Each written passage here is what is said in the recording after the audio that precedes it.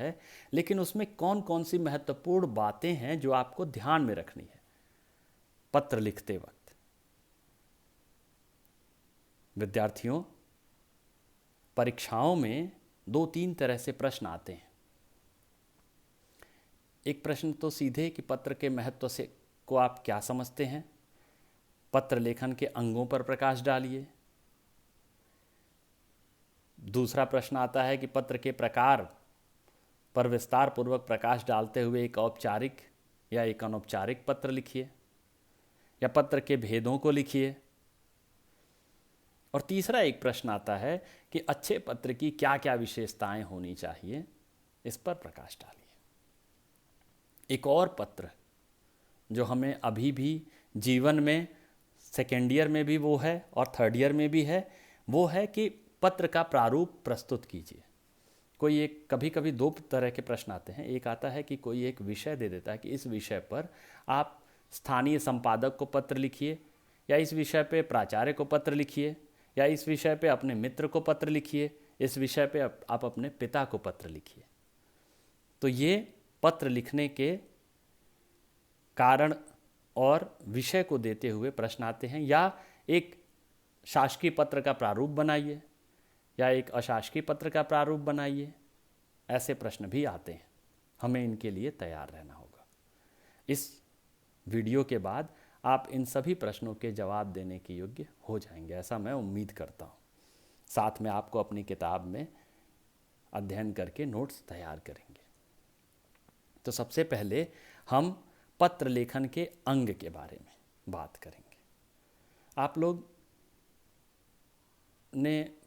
लोगों ने पत्र देखा होगा, पढ़ा होगा, सुना होगा, थोड़ी बहुत पत्र के प्रकार, पत्र के तरीके, पत्र के प्रारूप से परिचित होंगे।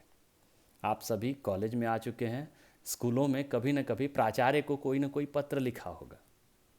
स्कूलों के पाठ्यक्रम में मित्र को पत्र, पिता को पत्र आदि जरूर लिखा होगा। तो मैं ऐसा मान के चल रहा हूं कि आपको पत्र के प्रारूप का पूर्व ज्ञान है। उस पूर्व ज्ञान के आधार पर मैं कुछ बातों पे चर्चा करूंगा जिसको आपको ध्यान में रखना है। पत्र लेखन के मुख्यतः 7 अंग होते हैं। 7 अंग होते हैं, हिस्से होते हैं। एक पत्र जो लिखा हुआ रहता है उसमें आप देखेंगे तो उसमें 7 अलग अलग चीजें आपको दिखेंगी।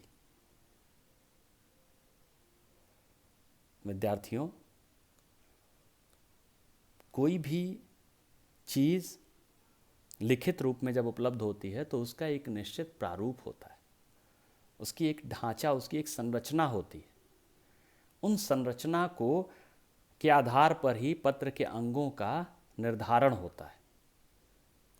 जैसे जब भी हम पत्र कोई देखते हैं तो सबसे पत्र के ऊपर दाहिनी तरफ, पत्र के सबसे ऊपर दाहिनी तरफ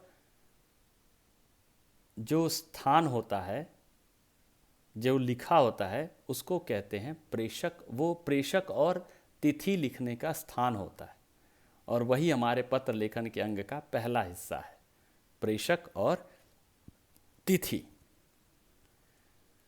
इसमें क्या करना है कि इसमें हमेशा क्या लिखा रहता है, प्रेषक का पता। प्रेषक मतलब जिसने पत्र भेजा, प्रेषिती मतलब जिसको पत्र मिला। तो प्रेषक जिसने पत्र भेजा उसका पता। मान लीजिए उसने दिल्ली से पत्र भेजा तो वो दिल्ली में जहाँ रहता है उसका ऑफिस जहाँ है वहाँ का पता। देहरादून में रहता है तो देहरादून का पता, कलकत्ता में रहता है तो कलकत्ता का पता, और उसके नीचे डेट, दिनांक। दिनांक से निर्धारित होता है कि किस समय वह पत्र भेजा है।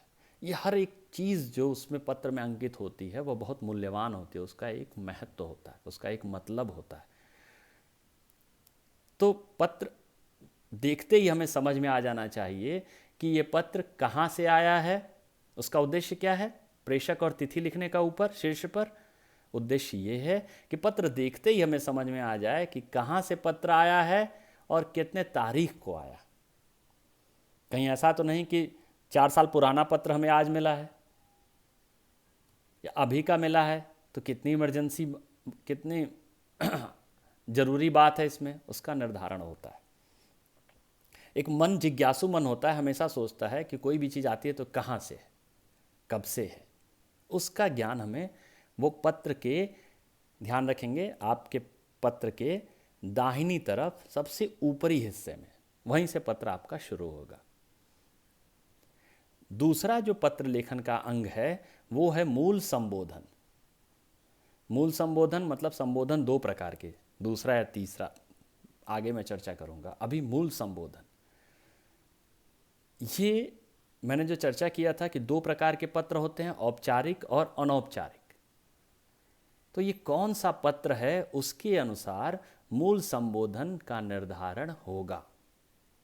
जैसे अगर औपचारिक पत्र है तो वहाँ हमेशा मूल संबोधन सेवा में या प्रति, सेवा में प्राचार्य आप लिखते हैं, स्कूलों में कॉलेजों में भी लिखते हैं,